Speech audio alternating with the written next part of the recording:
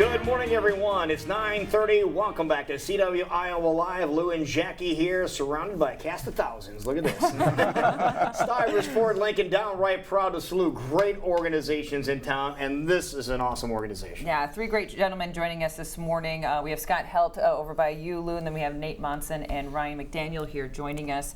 And we're going to start with Nate because you're the executive director of Iowa Safe Schools, and we want to talk about a new coalition that's going into place. Yeah, so Iowa Safe Schools, we've been around for 15 years supporting LGBTQ students through elementary through high school level. And one of the things that we've noticed as our students continue to age is that college level was lacking. And so we started a new program to help support our college level LGBTQ students. Now let's talk about Iowa Safe Schools and what do you guys do to make sure the transition is smooth and that everyone is basically staying safe? Yeah, so we have a couple different programs. One is the Governor's Conference on LGBTQ Youth, which is the nation's largest LGBTQ youth gathering. We also do the GSA network, Gay Straight Alliances, which are student clubs at that middle school and high school level. And now colleges, they have similar organizations, but they have different issues they're addressing. So at the high school, middle school level, we're talking about bullying, suicide prevention. College level, we're talking about things like sexual assault, domestic violence. Really? How do we support those issues? Yeah. And there was a gap there of not having that communication going over to the next level? Yeah, there was a significant gap. So we have students at the college level looking for support, and they were reaching out to other, maybe national organizations or regional organizations, but we had nothing Iowa specific. So why do you think that was the case? I just think that, as the only organization right now that is statewide and serving LGBTQ students, it was kind of our responsibility. And so, we've focused a lot on that middle school, high school level. And now that we have expanded and have additional resources, we can provide those supports. So Scott, how does this work? It's pretty simple, actually. Since we're in the very beginning stages of the Iowa Campus Coalition, one of the easiest ways to get involved is just to jump on our website. There's a nice form you can get on there and fill out, and Ryan and some of our staff will actually reach out to get you connected.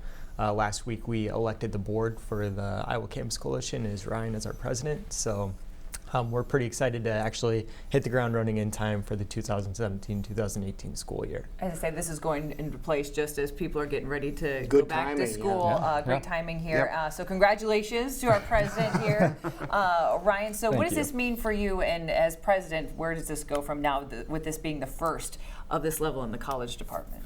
Yeah, I'm really excited for the work that we're going to be doing. Of course, all of our campus issues are kind of the mainstay of all of this. That is the perspective that we're taking on this. And what this means for later is I plan to generate a network where we unite a lot of our campus advocacy organizations, because that's where a lot of students in the college level, higher education campuses across Iowa use for safe spaces.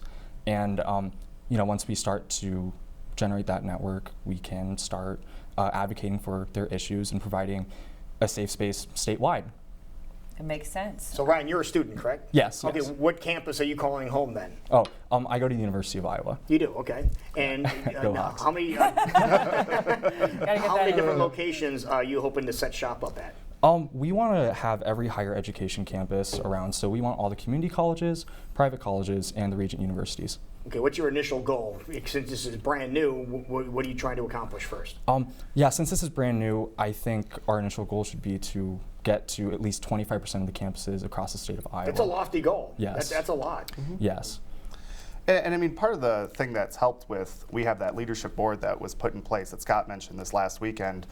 We already have 5 community colleges represented. We have each of the regions represented already from that. Good. The next phase is going to be looking at our private institutions. How do we work with them, and which ones? There's the low-hanging fruit, so to speak, that are easy to talk to, and ones that we've already had relationships with. And there's some that maybe we've never had a relationship with, and that's important to build that. And so that's part of Scott's job. That's part of Ryan's job, is going out there and meeting with folks. So is it safe to say the big 4 are covered? What do you The big consider four, the big 4? Iowa State, UNI, and Drake? Yes, those are covered. Okay. Yes. Absolutely. Wonderful. So more than anything, is it just about getting the conversation going and realizing people that people realize there's a safe place? So part of our strategy is we want to build relationships, cultivate those relationships with students. So Iowa Safe Schools receives what's known as VOCA dollars, Victims of Crime Act dollars, which means we serve victims of crime. So we have an advocate, we have 2 advocates on staff, and so what we want to do is build a relationship so students know they can come and talk to us. we can get them connected for resources, whether that's the sexual violence hotline here in Iowa, whether that's anti-bullying resources, whatever it might be. How do we support these students? So it's building that relationship, so it's okay to have these conversations with someone, and we want to be that voice for them. And something that's been in place for quite some time in the lower levels of education, but now moving into the colleges now as well. Yeah, we've been around for 15 years. We just celebrated our 15th birthday, and wow. So we've built a lot of relationships. The organization's focused a lot on advocacy, like the anti-bullying law in Iowa, or banning conversion therapy is something that we always are still working on for policy.